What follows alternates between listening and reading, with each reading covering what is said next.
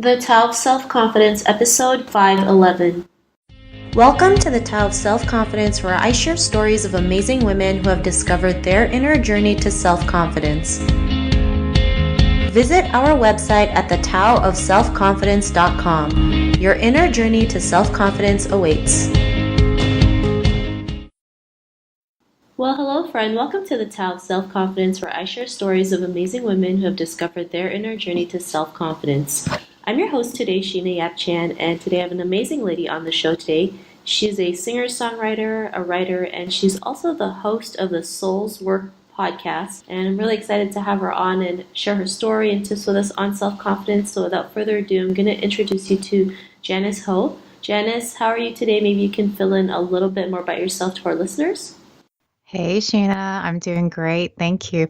Thanks so much for having me. And also thanks for all the great work you do on your podcast. I absolutely love it. Just to elaborate a little bit more, as mentioned, my name is Janice Ho. I am the host of the Soul's Work podcast, which on the show I talk about exploring our spiritual selves or our authentic selves. So both getting to understand that aspect of us in a deeper way, as well as working to peel away the layers of stuff that probably for all of us have been piled on top of our authentic selves over the years, hiding it away from view. So we talk about things like intuition, fear, courage, internalized depression, addictions, the ego, and so much more. And I definitely bring in a lot of my own personal life experiences into the show as well. Awesome. Well, thanks for sharing that. And Janice, what's your cultural background?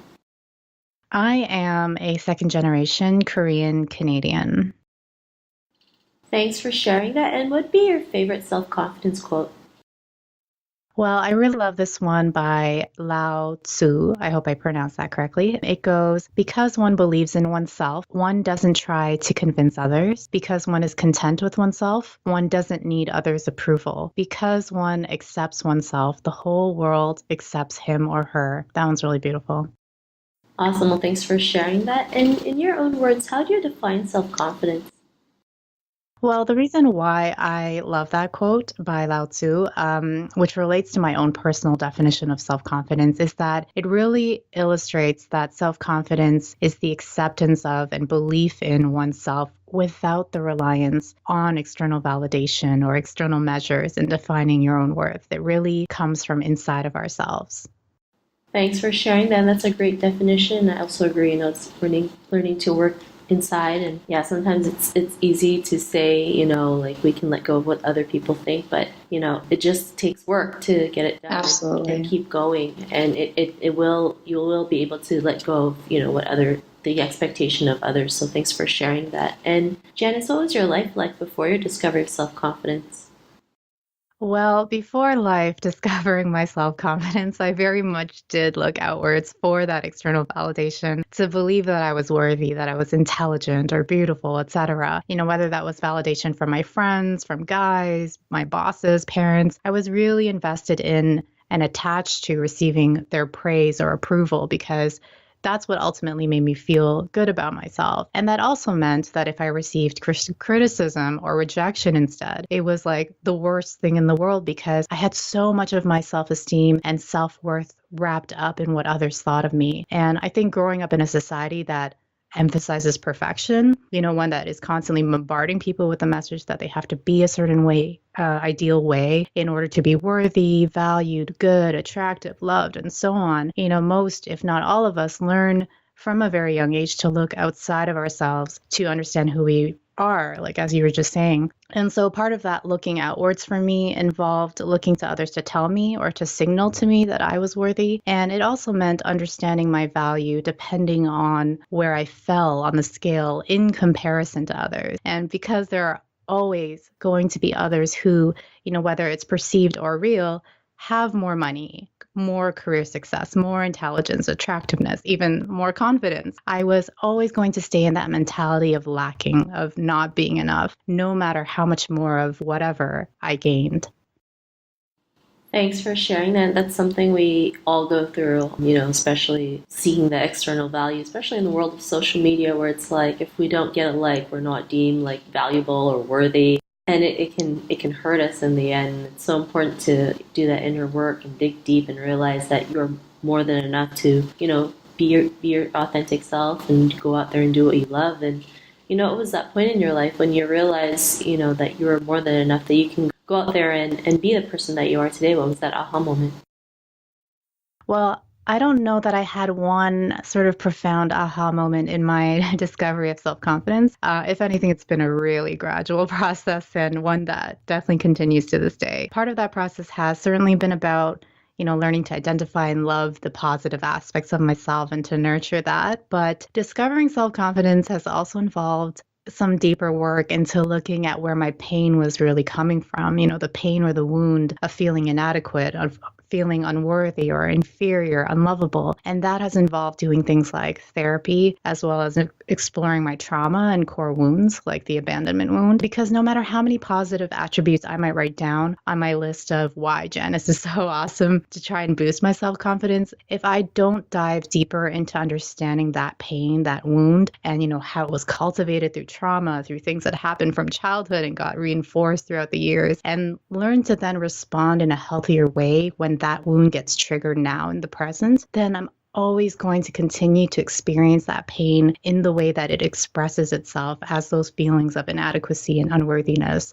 So doing this deeper work has been really important for me in cultivating greater self-confidence, because if I can dive into that shadow side, face what feels like the ugliness, the imperfection, and come out on the other side of that, then I will have developed a really deep acceptance in myself and love for myself that translates into that greater self-confidence. Thanks for sharing that. And, because of your realizations, what's your life been like now?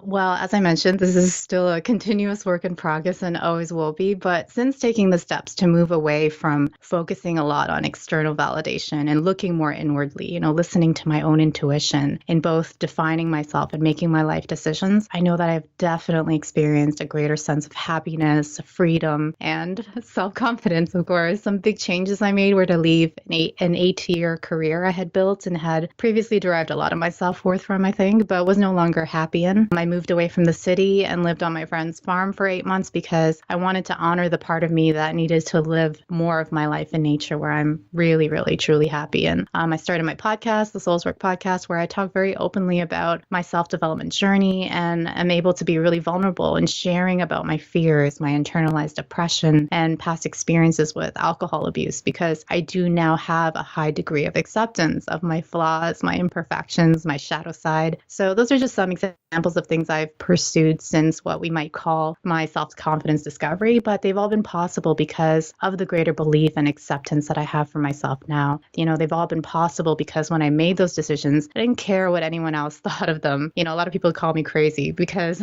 I was so strong in my understanding of what I needed for myself to be truly happy and the most authentic version of me. And I had accepted that this is who I am. And I may not fit the exact mold of what society and others expect of me, but I'm okay with that.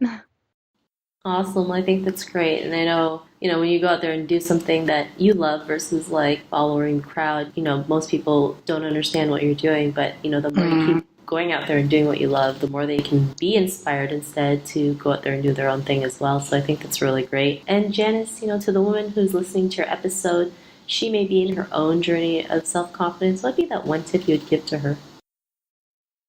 Well, to other women who are on their own journeys, I would really encourage you to explore getting reconnected with your own intuition or your higher self so that you can access that grounding internal force and hear that internal voice within you with much greater clarity when all of those external voices are competing for your attention, which they always will be. But at the same time, I do really want to emphasize that, while it is certainly important to engage in things like positive thinking strategies, saying positive affirmations and whatnot, oftentimes there is deeper work to be done in our self-development journeys that looks into more of our darker aspects of ourselves. And, they're only really considered dark because they are things that have typically remained hidden for a long time. They're things that we learn to repress and be ashamed of because we've been taught that those things are the opposite of perfection. But we still carry those things inside of us, and we will continue to experience them as feelings of unworthiness if they're not addressed. So I would also say if you feel ready and safe enough to take that step, I would also encourage you to perhaps go deeper into exploring that side of you if you feel that any of those things are blocking your path to experiencing